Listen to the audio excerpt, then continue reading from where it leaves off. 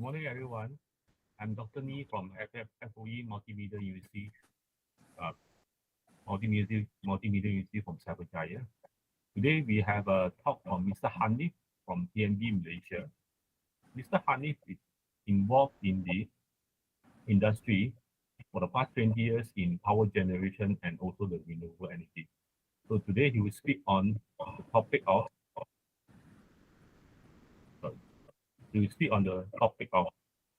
renewable energy. Let's welcome Mr. Hanif. Hello, good morning, everyone. A bit of background about myself. My name is Hanif Siraf. So basically currently is a Chief Operating Officer of TNB Renewables Niam Berhad. So within TNB, we are the subsidiary of TNB, Tenaga Nasional Berhad, who focusing on renewable energy within Malaysia as well as the Southeast Asia. So yeah, thank you for having me today.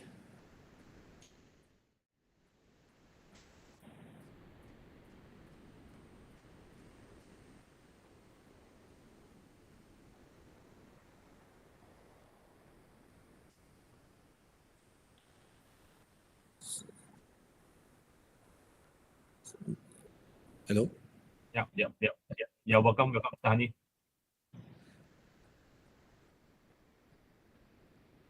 Mr. Hanif today to talk about the future of renewable energy, especially in Malaysia as well.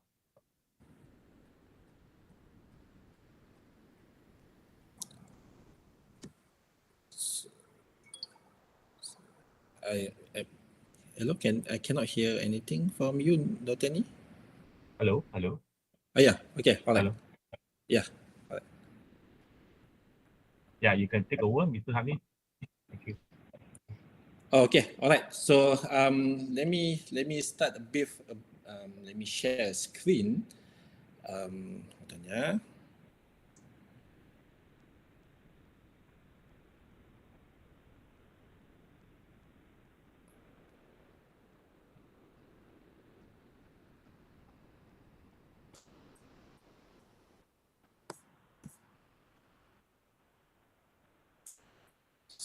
So can you guys see my screen properly? Yes, we can. Yes, we can.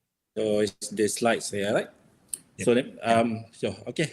Just going to share the screen like this. Basically, I'm from TNB. So within TNB, if you know, there are three main division, which are generation, grid, and retail, where we serve population of Malaysia, about 9.2 million total of customer. But today, the focus mostly will be at the generation side, where I'm from. I've been in this industry since 2001 from the conventional generation, from the gas-powered, coal, crude oil, all the way to distillation, distillation, and now currently my focus is on the renewable energy. So, which is also the focus of Tenaga Nasional Berhad, where we are focusing to be net zero by 2050. So if you look at the aspiration of TNB is that we want to be zero emission by 2050, which is around 30 years time from now, and wish to build the clean energy for the future generation especially. So these are among example of ads that you can see all over the media, which has been portrayed by TNB to show our commitment that we are building the future on the green energy. So if you look at the timeline, currently where we are is like 2016 to 2050. So our effort is basically to build the source of energy from the green energy, and also improve our thermal plant efficiency. So this is in our mission to reduce the CO2 emission, and by 2025 we want to about 50% reduction in coal generation capacity, which is also one of our main fuel in generating the electricity. So by 2025, the target to reduce the emission by 35% and to reduce the coal capacity by 50%. To reduce the coal capacity generation by 50%, meaning we need to increase the capacity installed by renewable energy, which is the focus of TNB Renewables at the moment. So, and by 2050, the target is to aspire to achieve net zero and coal-free by 2050. So that's the aspiration. That's the whole generation. Basically, it's an agenda by the whole world that where we are moving towards the ESG initiative in providing a sustainable future to the world. So if you look at the TNB where we are now, within TNB there are many subsidiaries. TNB Renewables is where I'm eyeing it. Vantage RE is our subsidiary, also focusing in renewable energy, but the focus is in the United Kingdom, also in the Europe market. And we have the TNB Generation, TNB Genco, which are the conventional asset owner for the coal power plant, gas power plant, hydro. And also we do have G-Spark. G-Spark is our subsidiary within TNB that focus on the rooftop solar. So if you look at rooftop solar on top of houses, on top of commercial and industrial buildings, so there is an open market, but one TNB player within that market is G-Spark, which stands for Green Self-Powered and Renewable Experience. So this is to show that our commitment within TNB that we want to provide clean energy from any direction. So once renewable energy coming from the rooftop is actually is a self-powered by the consumer who now become a prosumer. So under the TNB portfolio, at the moment we do have on the Europe market we do have solar PV, onshore wind and offshore wind. Here in this market region, and inside in the Malaysia itself, we do have LSS solar farm. Within TNB Renewable, we do have 2 solar farm here in Sepang Solar, and also in the Bukit Selambau in Kedah. So we are currently developing another 50 megawatt capacity also in Bukit Selambau, Kedah. So that will make a total of around currently 123 megawatt solar farm within us. We do have mini hydro as well as biogas with capacity of 4 megawatt. So within TNB Renewables, the capacity, the portfolio that we have is if you look at on the right side, we have the 2 solar farm. We have biogas, which is generating power from the effluent of palm oil mill, and also we do have mini hydro, which is currently generating from the hydro, a small scale hydro power plant, as opposed to the big scale, which is currently being managed by TNB Generation.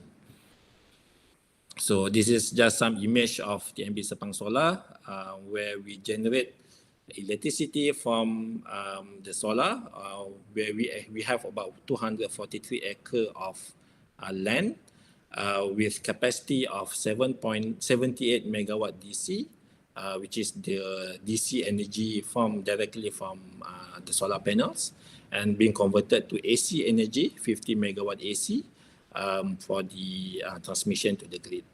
So the plant has been in operation since 2020 and has been performing well to displace about 68,700 tons CO2 per year throughout 21 days of operation, and with a total of 1.4 million tons of CO2 emission displacement. So this is one of the metrics that normally being used when we talk about renewable energy. We talk about how much CO2 that we can be displaced by using the energy from renewable energy, especially. So if you know the conventional generation of electricity, when we burn fossil fuel, so the emission of CO2 is something that cannot be avoided. So there are technology to, through the efficiency, through the advancement of technology, it's become more efficient, especially in burning. That is the as far as that we can do to limit the emission of CO2 to the environment. But using the renewable energy is something that, especially solar and wind, is something that can totally remove the CO2 emission from the generation. So let's talk about the future. Let's talk about what is the potential within Malaysia. So this is a report from SEDA 2021. Malaysia wrote a renewable energy roadmap from SEDA. So we are talking about what are the potential of renewable energy within Malaysia that is being led by solar PV at the moment. So we are very near to the equator.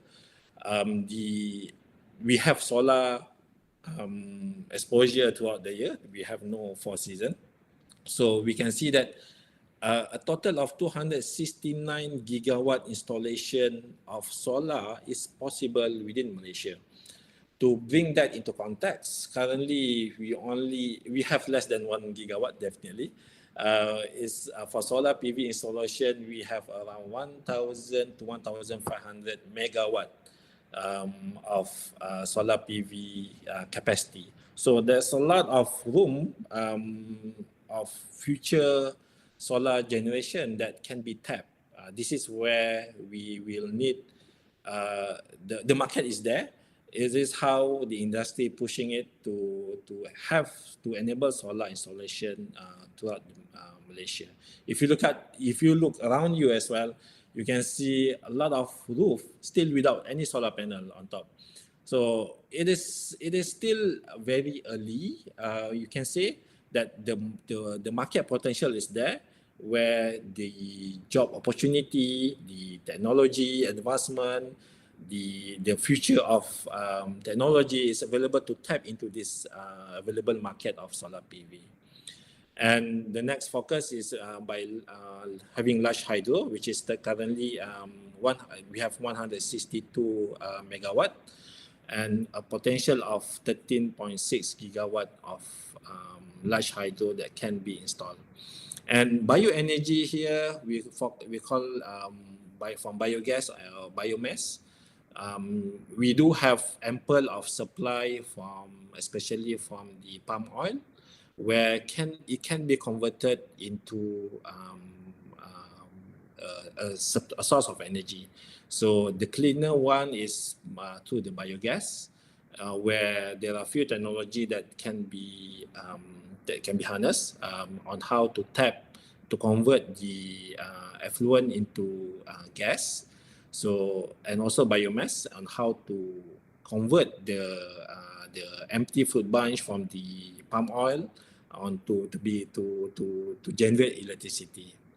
And geothermal, we do have a small potential, about 0.2 gigawatt. Unfortunately, in Malaysia, the wind potential within the current technology is very minimal. We do have few area in Sabah that which are suitable for the wind, but generally within Peninsula, it is not enough potential within the current technology until the development of low speed turbine picking up, where we can harness the energy from wind. Because if you know, we do not have consistent wind path within Malaysia at the moment. So, but we are fortunate to have solar exposure throughout the year, which is one of the area that having the vast potential to be developed here in Malaysia. So if you look at the future, we're talking about currently here we are at the 2020 here. So the mix of energy fuel, if you look at the bottom one is the oil, followed by coal, and then the red color is the natural gas, and followed by bioenergy, nuclear, hydro, and other renewable energy. So this is the conventional oil, conventional fossil fuel generation is always about the base, which has been since the introduction of electricity, and then this is where the other renewable sources need to pick up to cover this because the demand of energy is going up. I mean, people, especially now, very reliant to technology. There's always a requirement that they need to have electricity at the tap of their finger. So having to generate the energy, we do need mixes of fuel. But to be sustainable, we need to increase the renewable energy sources to replace this conventional fuel, especially coal, which has been determined to be like a dirty energy, and which has been being avoided by many developed countries for the future and energy sources. But if you look at Malaysia, especially from the Malaysia perspective, since this is the chart from 1978 until 2018, the majority by the end of mid 2000, majority of the supply coming from natural gas, and then we have picked up the coal development to be the majority at the moment, followed by the renewable. So the future trends is to increase these renewable energy sources to better supply 100% of energy need by Malaysia. Okay, so Dr. Ni, so that's about what I have for the what do you call it? For the overview of renewable energy here in Malaysia. Thank you, Mr. Hanif. I have looked at the question in the chat itself. There are a few questions raised by some of the attendants here. So maybe I can ask you on their behalf. So the first question is, what is actually, or how do you actually classify or call it a renewable energy? Oh, okay.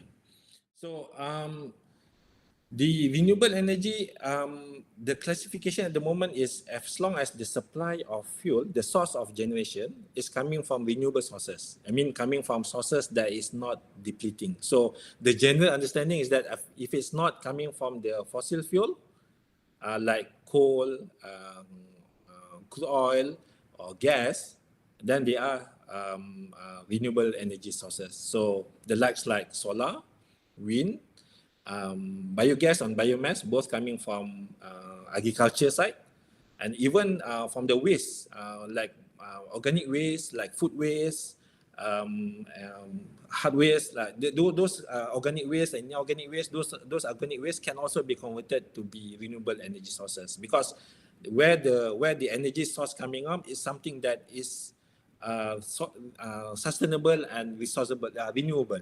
So it's like it's not coming from the fossil fuel. So that's the general understanding where we classify the renewable energy. Oh, interesting. Okay. So there is a second question here. How many types of renewable energy are out there now available? So now in the world, actually, like wind and solar are the top two. So depending on the geographical location, so in Europe, mostly they heavily reliant on the wind turbine, wind source, because they are in the wind. If you look at wind map, they're having a consistent wind exposure. So if you look at the news, there are many news coming from, especially from like the like of Ireland, Scotland, Norway, the Scandinavian country. They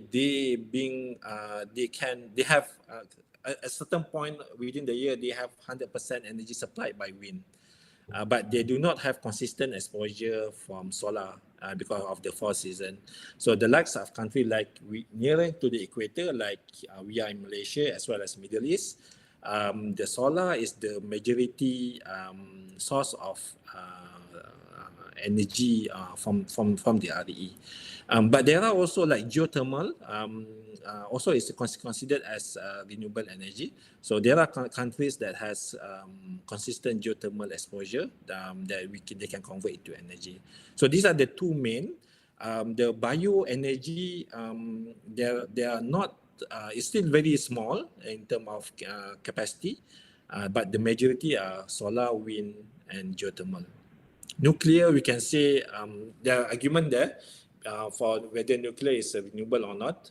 But because one argument is that it's coming from nuclear source, but there's no emission. So there's a two side who's been saying that it is renewable, it is not.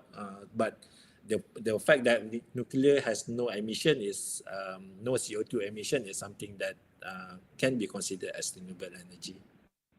Oh, interesting, interesting. Okay. So the another question is what is the advantage of this renewable energy? Okay. The main advantage is in terms of use. As a end customer, we are the consumer of energy. We cannot differentiate where the energy is coming from. When you tap on, when you tap on your switch, you do not know whether it's coming from renewable or even coming from fossil. But from the generation side, the main advantage is the CO2 emission. We renewable sources does not emit does not cause additional CO2 exposure to the world. So that is the main advantage of renewable energy as compared to the fossil fuel, where we have to burn the fuel to generate the electricity. So in terms of to the end customer, there's no difference. There are technology to handle the supply power quality issues, those kind of thing. But the generation side is where we can see all the advantages of renewable energy, which is also the future. It is something that the whole world is focusing on ESG. So it is the direction to make the world sustainable. There are a few studies saying that if you populate the whole Sahara Desert with solar panel, you can actually power the whole world. So the potential is there. It's just how we tap the source to sustain our living. Can renewable energy actually totally replace fossil fuel? Yeah, we are not there yet because the renewable like solar is only available during the day. They are not available at night. So there are technology like wind also. The main reason the main challenge of RE is the stochastic nature. I mean the intermediary nature of the sources. Like solar is limited during the day and also peak at noon only. And then wind also, there are, depending on where you are, they may be not consistent. So these are the challenges that, especially here in Malaysia, we still need a mix of renewable and also conventional generation. As the technology grows, as the efficiency of the renewable energy captured is getting better, and also the advancement of especially the battery advancement in terms of technology as well as the commercial. So this is where we can have a better mix, a higher mix of renewable as opposed to the conventional. So that's why if you look at the timeline that I shared earlier, where the TNB, if we focus in Malaysia, we target is by 2050. Then only the aspiration is to be able to be net zero, where we will be coal free, because we cannot totally immediately at the moment to dismiss the conventional energy. Supply security is the focus, the most important, to make sure that we as Malaysian will always can always turn the lights on. Interesting. There is one participant that raised a question that what happens if the sun is not shining or the wind is not blowing? What Yeah. what can we do about it? That's why currently we do need a mix of those two. So here in Malaysia, the solar generation during the day, and night you will need the supply from the conventional grid, conventional supply.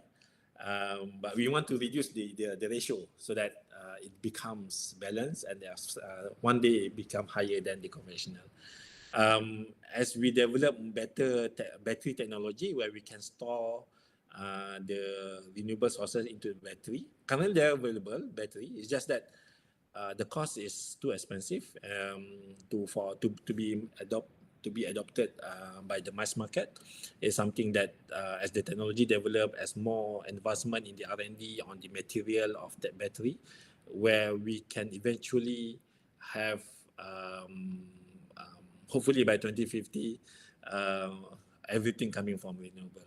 So if you look at installation of, take example, any of your neighbor having solar installed at their roof, in the residential houses, right?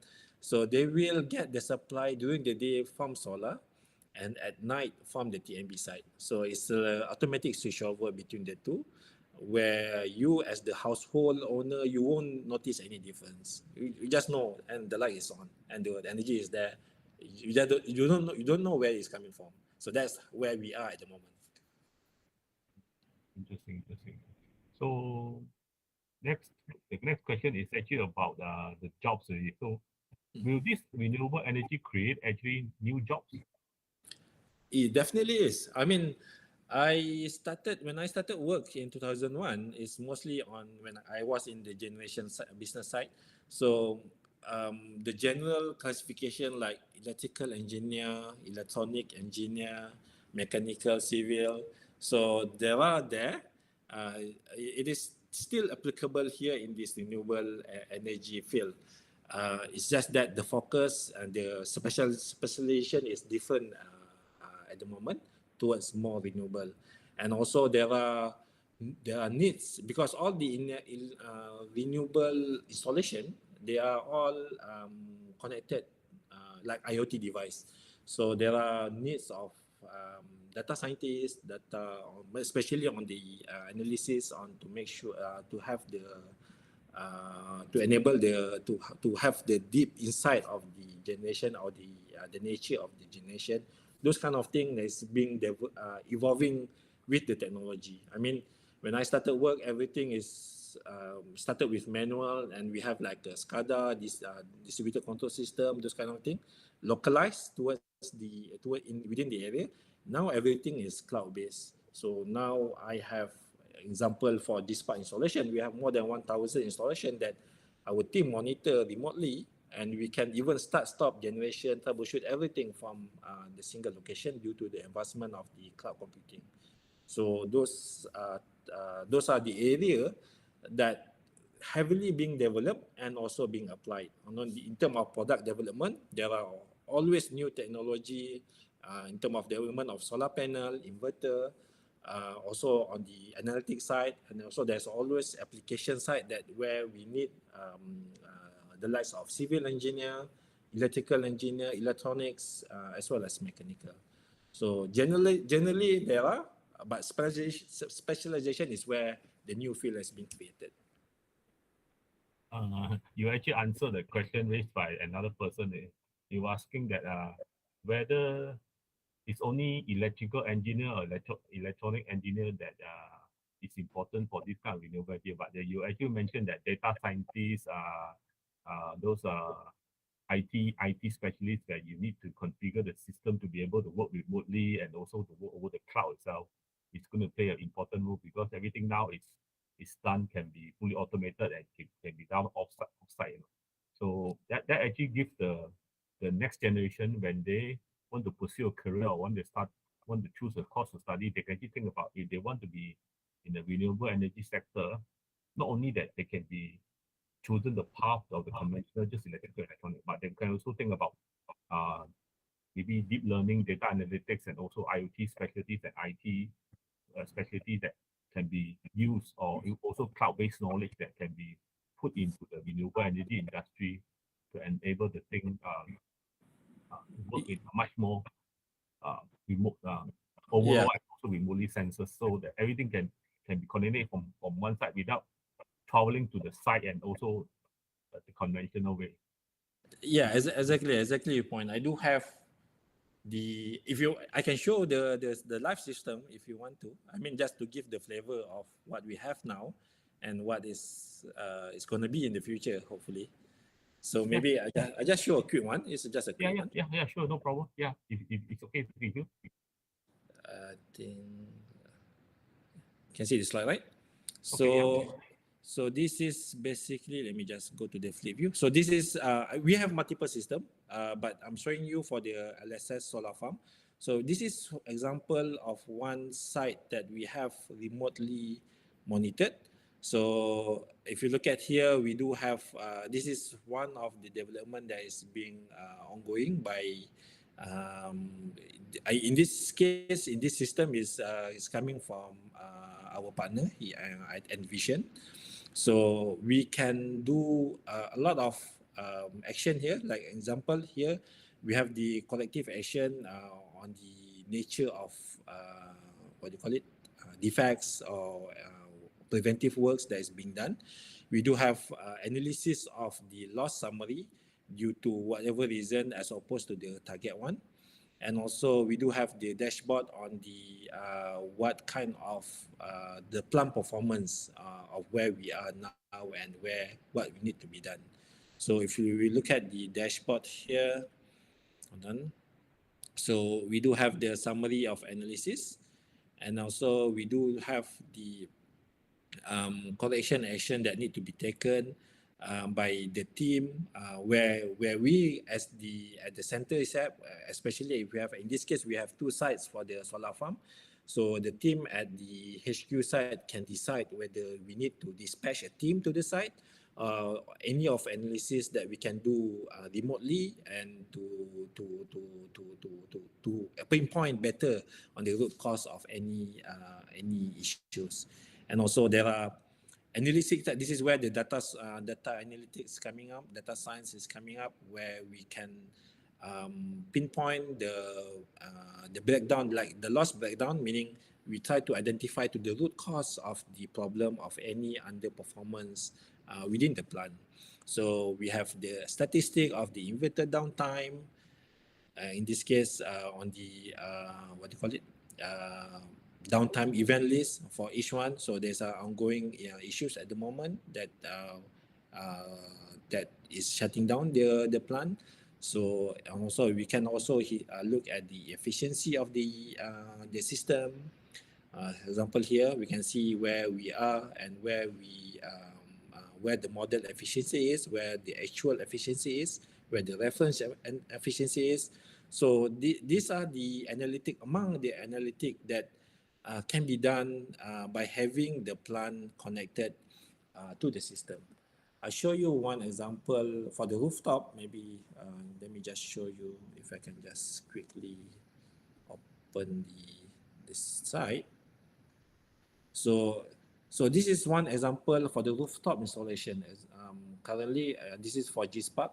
So all the installation where we have any issues, it will be highlighted here because all the plant are connected to the system, and we can see the plant status here. So as a team of the maintenance, the Y&M team, they can immediately see what are the fault. They can go directly to analyze on the fault that occurred. But if they want to see the plant is under operation, example, so we can go to one of the site maybe. So from that site, they can immediately see the current generation of the solar. In this case, you can see, if you look at the chart here, so this is today, 8 June 2022. So up to 10:40, so you can see about 600 watt of generation has been generated by the solar system installed at this site, Kasonic can see here in Pasir Gudang. So we can have a look at the monthly data, we can have a look at the yearly data. So these are the analysis that the data scientist, the team at the HQ, at the central site, that can do a lot of analytic, a lot of insight to identify whether we need to go to dispatch a team to clean the panel, or whether there is a defect in the panel, in the system that need to be attended to. So using this technology, there are vast possibility that can be tapped into by the new, especially the new graduates, and as well the future job generation. because coming from the older generation, this is something that we go as we learn as we go, and something that to a certain extent, something that is not being exposed to us during our university days. So the current university, where the this exposure on this is being exposed to the younger generation, it is something that become a second nature, something that can be developed into a much more advanced system as we go along. Thank you, Mr. Hanif. Last question. What is advice to students as, aspire to become engineers? To aspire to become engineers. Yeah. Okay. Uh, I think just need to keep the open mind. As an engineers, you have to be able to think logically. You have to be able to understand the concept and how to. There are two fields, whether you are on the research side or application side. So if you are on the research side, this is where you need to understand especially how things works. On the application side, on how to apply those knowledge into application, into something that usable. So keep the open mind. You need to learn to be able to to grasp the new knowledge and how to understand it to put into a better context. So it is something that it's not easy, but it's not that hard. It's something that if you put the effort to, it's something that can be done. Thank you, Mr. Hanif. Thank you for your talk on the renewable energy. Uh, for the audience as well, maybe we can give a good hand of applause to Mr. Hanif for giving us such an interesting talk and also in-depth view into the renewable energy industry. Thank you for participating. Thank you, Mr. Hanif. Thank you for having me. Thank you, thank you. So for participant now, I'll put on the QR code for you to scan and sign in, and e-certificate will be issued to you at later date. Thank you, thank you. Thank you, everyone. Thank you for participating. Thank you. Have a good day. Bye. Stay safe. Bye.